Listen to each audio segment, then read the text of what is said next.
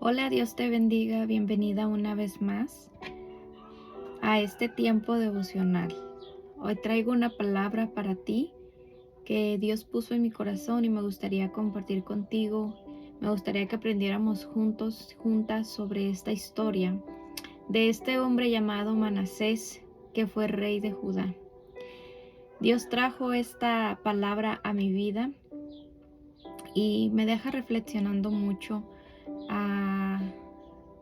Manasés fue hijo del rey Ezequías y me llama mucho la atención la diferencia de ambos, la diferencia de su padre a diferencia de él. Ezequías fue un rey que le fue fiel a Dios en todo lo que hacía, y Manasés pues hizo lo contrario, al igual que otros reyes en el pasado. Entonces hoy quisiera compartir este tiempo devocional contigo. Te invito a que te tomes este espacio, este tiempo para poderte centrar en lo que viene siendo esta palabra. Te invito a que traigas tu Biblia, que te acomodes y que te tomes este tiempo para poder mirar y escuchar este video completo. Hay veces están un poquito largos, pero son devocionales. Es un tiempo apartado especial donde puedes pasar ese tiempo con Dios para reflexionar sobre su palabra. Te voy a invitar a que abras tu Biblia en Segunda de Reyes, capítulo 21, del 1 al 18. Vamos a estar viendo sobre Manasés, qué hizo. Y después te voy a contar un poquito lo que hizo su padre. Dice, voy a estar leyendo la Nueva Traducción Viviente. Esta es la versión que yo estoy usando. Las palabras vienen un poquito diferente y puedes usar cualquier versión que tú tengas, y pero nomás se va a escuchar un poquito diferente, pero la que más le entiendas tú, esta está bien. Esta es la que yo uso para hacer mi devocional. Dice, Manasés tenía 12 años cuando ascendió al trono y reinó en Jerusalén 55 años. Su madre era Hepsiba. Manasés hizo lo que ofende al Señor, pues practicaba las repugnantes ceremonias de las naciones que el Señor había expulsado delante de los israelitas. Reconstruyó los altares paganos que su padre Ezequías había destruido. Además, erigió otros altares en honor de Baal e hizo una imagen de la diosa Acera, como lo había hecho Acab, rey de Israel. Se postró ante todos los astros del cielo y los adoró. Construyó altares en el templo del Señor, lugar del cual el Señor había dicho, Jerusalén será el lugar donde yo habite. En ambos atrios del templo del Señor construyó altares en honor de los astros del cielo. Sacrificó en el fuego a su propio hijo, practicó la magia y la hechicería y consultó a nigromantes y a espiritistas. Hizo continuamente lo que ofende al Señor, provocando así su ira. Tomó la imagen de la diosa Acera que él había hecho y la puso en el templo, lugar del cual el Señor había dicho a David y a su hijo Salomón, en este templo en Jerusalén, la ciudad que he escogido de entre todas las tribus de Israel, he decidido habitar para siempre.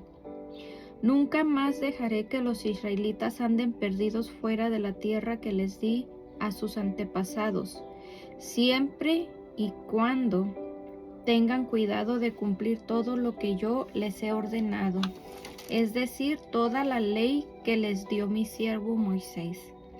Pero no hicieron caso. Manasés los descarrió, de modo que se condujeron peor que las naciones que el Señor destruyó delante de ellos. Por lo tanto, el Señor dijo por medio de sus siervos los profetas, como Manasés, rey de Judá, ha practicado estas repugnantes ceremonias y se ha conducido peor que los amorreos que lo precedieron, haciendo que los israelitas pequen con los ídolos que él hizo. Así dice el Señor Dios de Israel: voy a enviar tal desgracia sobre Jerusalén y Judá, que a todo el que lo oiga le quedará retumbando en los oídos. Extenderé sobre Jerusalén el mismo cordel con que medí a Samaria y la misma plomada con que señalé a la familia de Acab. Voy a tratar a Jerusalén como se hace con un plato que se restriega y se pone boca abajo. Abandonaré al resto de mi heredad, entregando a mi pueblo en manos de sus enemigos, que lo saquearán y lo despojarán, porque los israelitas han hecho lo que me ofende, y desde el día en que sus antepasados salieron de Egipto hasta hoy me han provocado. Además del pecado que hizo cometer a Judá, haciendo así lo que ofende al Señor, Manasés derramó tanta sangre inocente que inundó a Jerusalén de un extremo a otro. Los demás acontecimientos del reinado de Manasés y todo lo que hizo, incluso el pecado que cometió, están escritos en el libro de las crónicas de los reyes de Judá. Manasés murió y fue sepultado en su palacio en el jardín de Uza, y su hijo Amón lo sucedió en el trono. Pues yo estaba leyendo esta historia y ya vengo leyendo antes un poquito sobre las historias de los reyes antiguos, de lo que hicieron y de las prácticas que ellos tenían. Unos hacían lo que ofende al Señor y otros pues terminaban haciendo lo que agradaba al Señor. Entonces era como todo el tiempo pasaban estas situaciones, ¿no? Unos hacían lo bueno y otros hacían lo malo, como muchas veces nosotros nos podemos encontrar en diferentes situaciones. Entonces me llama mucho la atención esta historia, porque yo estaba leyendo la historia de unos días antes de el rey Ezequías, y a diferencia de su hijo, él hizo lo que agradaba al Señor. Él le fue fiel a Dios. Incluso dice la palabra de Dios que derribó los altares, ¿verdad? Entonces quiero llevarte a esa porción del rey Ezequías para que veas la diferencia. Y esa historia se encuentra en Segunda de Reyes, capítulo 18, versículo del 3 al 7. Y dice lo siguiente: Ezequías hizo lo que agrada al Señor, pues en todo siguió el ejemplo de su antepasado David. Quitó los altares paganos, destrozó las piedras sagradas y quebró las imágenes de la diosa Acera. Además, destruyó la serpiente de bronce que Moisés había hecho, pues los israelitas todavía le quemaban incienso y la llamaban Nehustán. Ezequías puso su confianza en el Señor, Dios de Israel. No hubo otro como él entre todos los reyes de Judá, ni antes ni después. Se mantuvo fiel al Señor y no se apartó de él, sino que cumplió los mandamientos que el Señor le había dado a Moisés. El Señor estaba con Ezequías y por tanto tuvo éxito en todas sus empresas. Se rebeló contra el rey de Asiria y no se sometió a él. Y derrotó a los filisteos tanto en las torres de vigilancia como en las ciudades fortificadas, hasta llegar a Gaza y a sus alrededores. Me llama mucho la atención cómo Ezequías hizo lo que agradaba al Señor, a diferencia de los otros reyes que estaban antes que él, que dice la palabra de Dios que practicaban igual como Manasés, ¿verdad? Pero también leímos que Manasés hizo aún cosas más repugnantes todavía que los otros. Entonces, ¿cuál era el pecado que había cometido Israel una vez tras otra. Aquí en el mismo libro de Segunda de Reyes, capítulo 17, versículo 7, vamos a leer un poquito para saber cuál era el pecado de Israel que él había cometido. Esta historia es un poquito antes de que Ezequías fuera rey. Y dice la palabra de Dios: todo esto sucedió porque los israelitas habían pecado contra el Señor su Dios, que los había sacado de Egipto, librándolos del poder del faraón, rey de Egipto. Adoraron a otros dioses y siguieron las costumbres de las naciones que el Señor había expulsado delante de Dios, como también las prácticas que introdujeron los reyes de Israel. Además, blasfemaron contra el Señor su Dios, y dondequiera que habitaban se construían altares paganos, desde las torres de vigilancia hasta las ciudades fortificadas, y en cada colina y bajo todo árbol frondoso.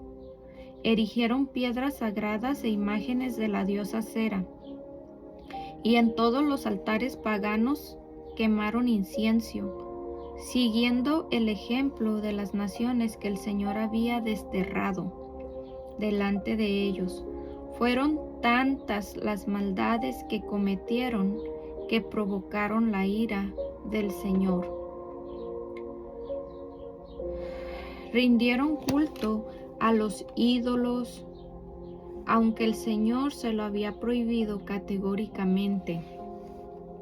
Por eso el Señor les dio esta advertencia a Israel y a Judá por medio de todos los profetas y videntes: vuélvanse de sus malos caminos, cumplan mis mandamientos y decretos y obedezcan todas las leyes que ordené a sus antepasados y que les di a conocer a ustedes por medio de mis siervos los profetas. Con todo, no hicieron caso, sino que fueron tan tercos como lo habían sido sus antepasados, que no confiaron en el Señor, su Dios. Rechazaron los decretos y las advertencias del Señor y el pacto que Él había hecho con sus antepasados. Se fueron tras ídolos inútiles, de modo que se volvieron inútiles ellos mismos.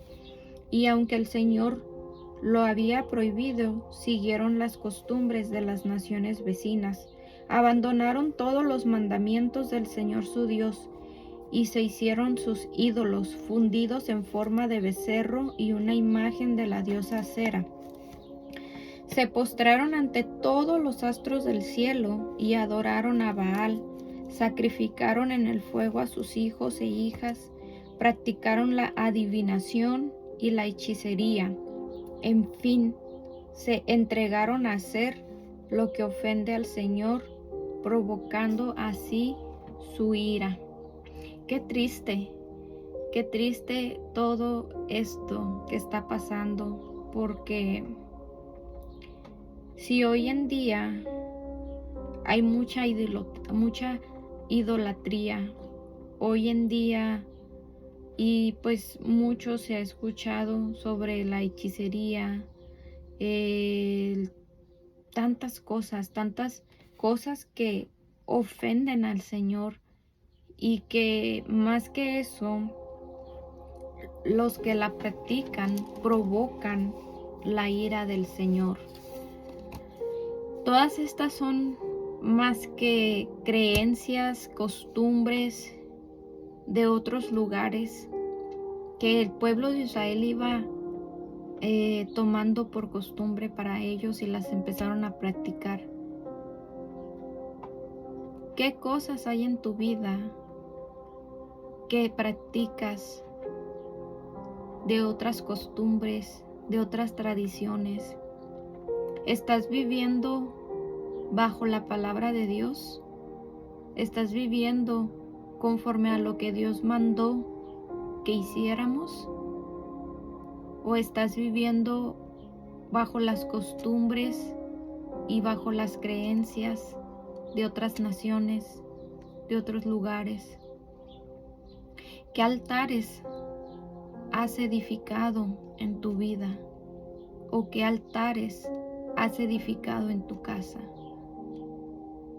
La palabra del Señor es tan cierta, tan maravillosa, que Él no nos pide que nosotros hagamos todo este tipo de cosas. Él es el único Dios verdadero, el creador del cielo y de la tierra, y su enseñanza es maravillosa. Nosotros no tenemos por qué hacer sacrificios a ídolos. No tenemos por qué hacer imágenes talladas, hechas por manos de hombre. No tenemos que rendirles culto, ni tenemos que doblar rodilla ante imágenes. Todas esas cosas provocan la ira de Dios. Sí es verdad que tenemos un Dios de amor, pero también tenemos un Dios que se convierte en nuestro Padre Celestial, que es nuestro Padre, y como todo Padre, o como el Dios Todopoderoso, Él nos va a rendir cuentas, nos va a pedir cuentas. Le tenemos que rendir cuentas a Dios. ¿Cómo estamos viviendo nuestra vida? ¿En quién estamos confiando? Basta solamente ir directamente de su presencia para pedirle cualquier cosa que nosotros necesitemos, cualquier cosa que queramos saber.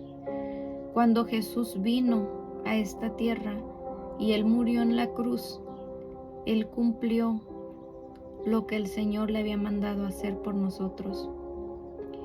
Y el velo que se rompió de arriba a abajo, ese velo nos hace a nosotros poder ir delante de la presencia del Señor directamente y pedirle esa sabiduría, pedirle esa sanidad, adorarle confiadamente, sin necesidad de ir a ídolos, sin necesidad de rendir culto, sin necesidad de prender incienso para muchas cosas que se puedan practicar, sin necesidad de tener que prender veladoras pidiéndole a imágenes, pidiéndole a ídolos por un milagro, cuando tu Señor, tu Dios, el que te creó, el que te formó en el vientre de tu madre,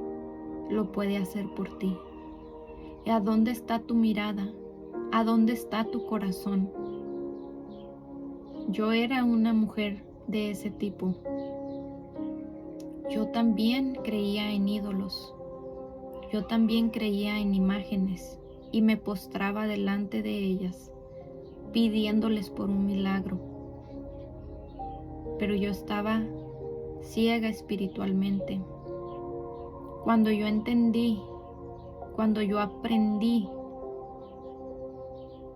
lo que viene en su palabra, en la Biblia, yo entendí que no necesitaba hacer nada de esas cosas, nada de esos sacrificios, porque el sacrificio más grande ya lo había hecho Jesucristo en la cruz del Calvario.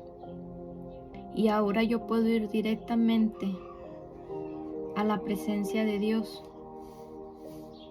y pedirle en oración por un milagro, a pedirle cualquier cosa que yo necesite, cualquier cosa que yo necesite saber, por dirección, por sabiduría.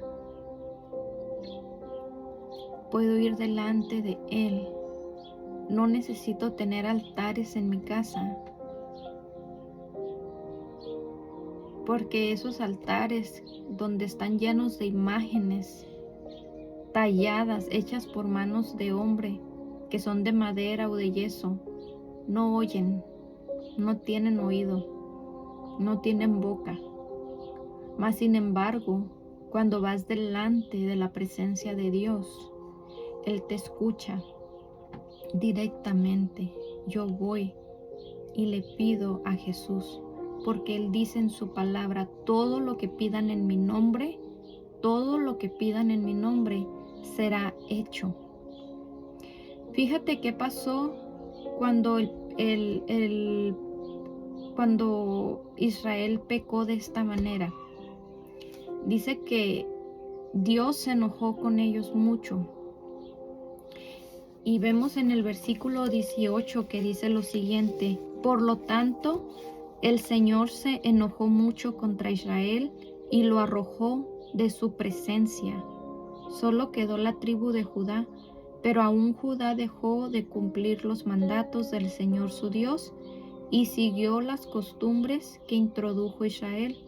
Por eso el Señor rechazó a todos los israelitas, los afligió y los entregó en manos de invasores y acabó por arrojarlos de su presencia. ¿Vives afligida? ¿Vives afligido?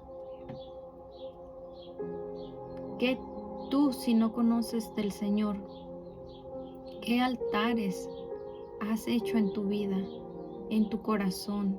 ¿Qué barrera hay entre tú y Dios que no te permiten entrar a su presencia con esa confianza, con esa seguridad? ¿Qué altares necesitas derribar en tu vida para que la presencia de Dios inunde tu casa, inunde tu vida, para que tú puedas tener ese bienestar, para que donde sea que tú vayas, donde sea que tú te encuentres, basta solamente con orar? No necesitamos traer aquí una cadena con una imagen para pedirle. No necesitamos nada de eso. Basta solamente con ir delante de nuestro Padre Celestial. No necesitamos portar de una pulsera para que nos proteja de algo malo, porque la única protección viene directamente de Dios, y Él es el que nos guarda, Él es el que nos libra y nos protege de todo mal. Y no lo digo yo, lo dicen las Escrituras. No necesitamos amuletos de la buena suerte, porque la bendición viene de Dios, la bendición viene del cielo. Cuando nosotros hacemos lo que agrada al Señor, Él nos bendice. Y lo vemos aquí, como dice en el capítulo 18 de Segunda de Reyes,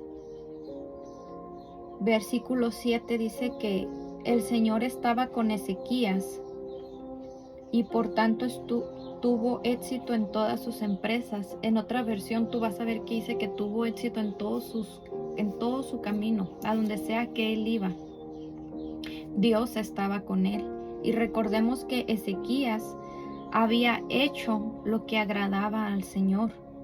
Ezequías, dice la palabra de Dios, que en todo siguió el ejemplo de su antepasado David. Sabemos que el rey David había sido un hombre que tenía un corazón conforme al corazón de Dios, que lo amaba y le fue fiel en todo, y Dios estuvo con él. Dice que el rey Ezequías quitó los altares paganos. ¿Qué altares paganos hay en tu vida que deben de ser quitados? Dice que destrozó las piedras sagradas.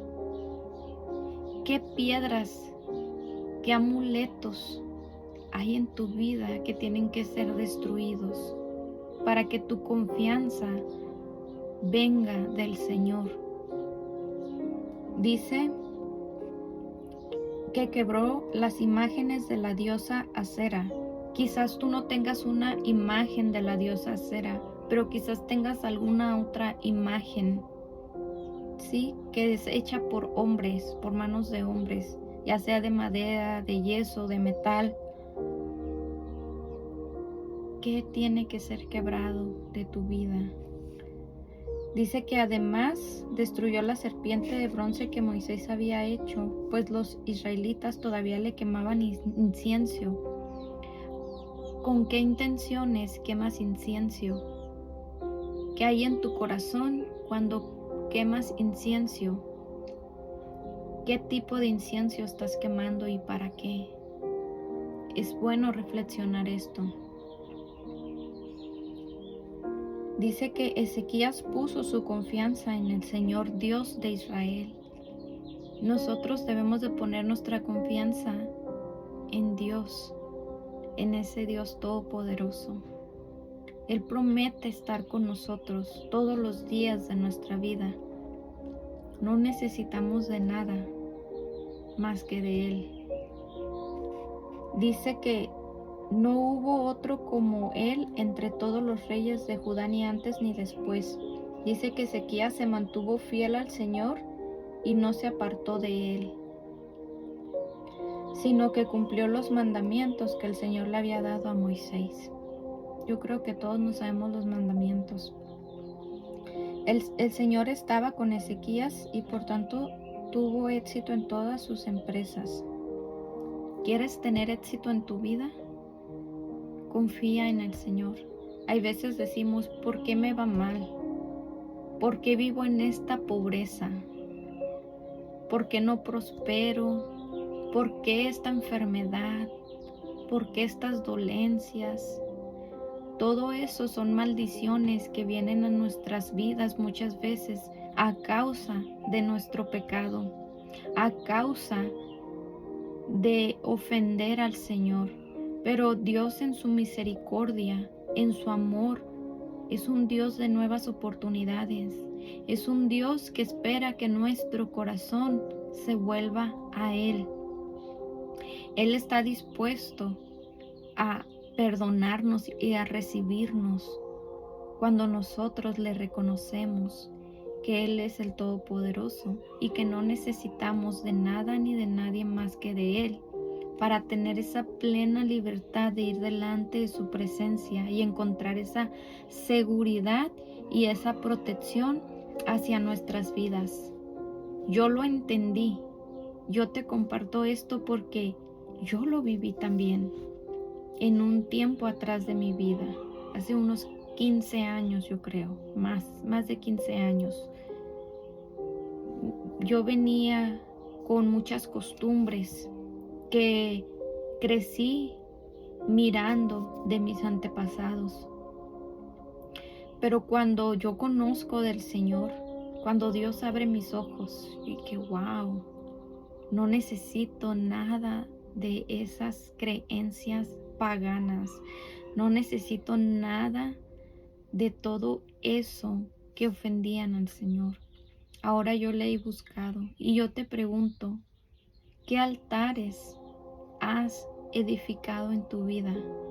¿Qué altares has construido que te han alejado de la presencia de Dios?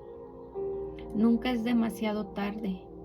En este hermoso tiempo devocional, quizás tú digas, si tú conoces del Señor, quizás tú digas, yo no adoro a otros dioses, yo no adoro a ídolos, yo no me postro delante de los astros, yo no me quemo incienso. Quizás tú digas esto, ¿no? Pero hay una cosa que muchas veces podemos hacer nuestros ídolos nosotros. Todo aquello que pone a Dios en primer lugar, eso se puede volver un ídolo en nuestra vida. Puede ser tu pareja, pueden ser tus hijos, puede ser las redes sociales, la televisión, puede ser cualquier cosa. Y nada de esto es malo, simplemente que se convierte en malo cuando lo ponemos en primer lugar antes que a Dios. Dios debe de ir primero por sobre todas las cosas. El buscarlo a Él primero, al levantarnos. Todo eso, Dios ha traído un tiempo hermoso con nosotros en estas vidas. Y Él quiere que le busquemos solamente a Él. Él quiere que le amemos. Hay una palabra en el libro de Jonás. En el libro de Jonás aprendemos una historia, miren. ahorita les voy a enseñar de lo misericordioso que es Dios, el Dios de las segundas oportunidades, de las terceras oportunidades, ¿verdad? Le digo yo. Dice la palabra de Dios que en el capítulo 1 dice que la palabra del Señor vino a Jonás, ¿verdad? Y que le dijo que fuera a la gran ciudad de Nínive y proclamara contra ella que su maldad había llegado hasta la presencia de él, de Dios, ¿verdad? Dice que Jonás se fue, pero en dirección a Tarsis, para huir del Señor. Él no quería llevar esa palabra a Nínive. Y muchas veces así nos encontramos nosotros. Muchas veces Dios nos pide que demos una palabra. Y muchas veces nosotros podemos pensar, yo no quiero. Pero hemos aprendido a obedecer la voz del Señor y a compartir y a hablar no solo lo bueno. Se habla mucho de la gracia y es verdad. Dios nos ha dado su gracia por medio de nuestro Señor Jesucristo. Gracias a Dios por su gracia. Pero la gracia no es un ticket, no es un boleto para que nosotros vivamos en pecado, para que nosotros pequemos. No. La gracia, dice la palabra de Dios, que nosotros en Cristo somos otras personas. Nosotros debemos de ser transformados mediante la renovación de nuestra mente. Nosotros debemos ser renovados por la palabra de Dios. Debemos de ser mejores. Debemos dejar lo viejo, lo pasado. Y debemos de vivir en esa confianza, en esa seguridad que solamente Dios nos permite y nos tiene. Dice que cuando Jonás se fue, dice que se fue así, huyendo del Señor. Dice, pero el Señor lanzó sobre el mar un fuerte viento y se desencadenó una tormenta tan violenta que el barco amenazaba con hacerse pedazos, ¿verdad? Porque él se había ido en un barco que iba rumbo a Tarsis. Bueno, él iba muy quitado de la pena, dice la palabra de Dios que Jonás iba durmiendo. Pero este ya sería otra palabra, ¿no? Pero cuando Jonás va y comparte esta palabra, dice en el capítulo 3, la palabra del Señor vino por segunda vez a Jonás. Anda, ve a la gran ciudad de Nínive y proclámale el mensaje que te voy a dar.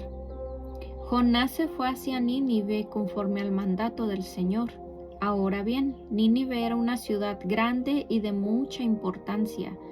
Jonás se fue internando en la ciudad y la recorrió todo un día, mientras proclamaba: dentro de 40 días Nínive será destruida. Y los ninivitas le creyeron a Dios. Proclamaron ayuno y desde el mayor hasta el menor se vistieron de luto en señal de arrepentimiento. Dice que creyeron la palabra que Jonás les estaba proclamando por parte del Señor, ¿verdad? Y dice que se arrepintieron de su mal camino.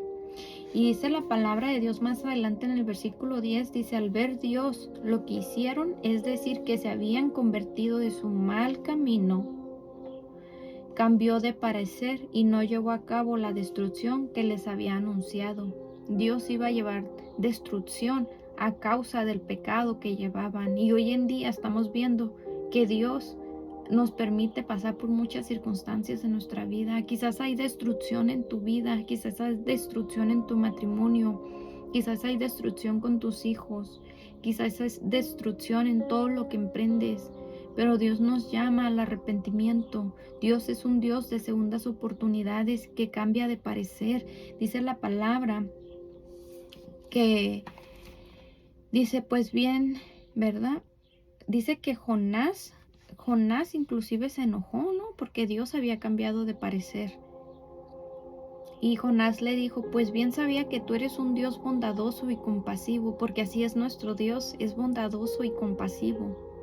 Dice, lento para la ira y lleno de amor, que cambias de parecer y no destruyes. Qué maravilloso que Dios es un Dios de amor, compasivo, lento para la ira y grande en misericordia. La palabra que hoy traigo para ti no es palabra de condena, sino una palabra que llama al arrepentimiento, una palabra que te invita a buscar del Señor y volver tu corazón a Él y decirle, Señor, aquí estoy, Señor, necesito de ti.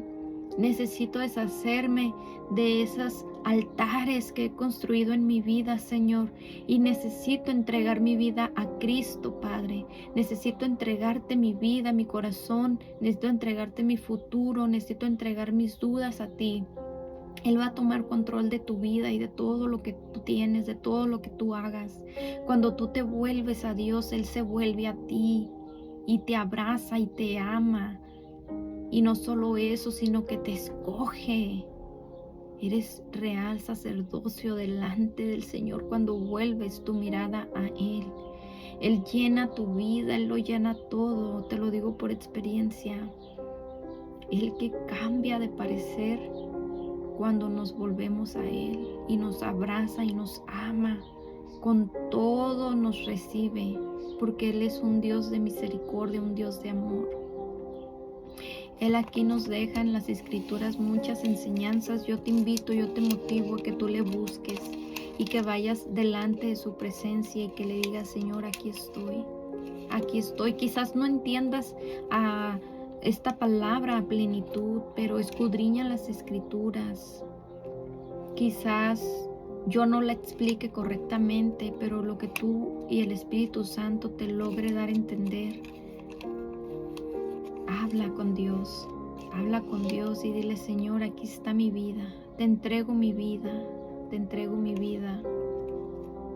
Dice la palabra de Dios que a todos los que le recibieron, a los que creyeron en Él, les dio potestad de ser hechos hijos de Dios, a todos los que creyeron en Jesús. Sí, que Él había venido a morir por nosotros, a pagar ese sacrificio en la cruz del Calvario para que nosotros no tuviéramos que estar haciendo ese tipo de sacrificios, porque ya Jesús lo hizo todo en la cruz del Calvario. Dios te bendiga. Espero que esta palabra, este tiempo devocional sea de reflexión a tu vida, a tu corazón, y que seas tú oyendo la voz de Dios. Bendiciones.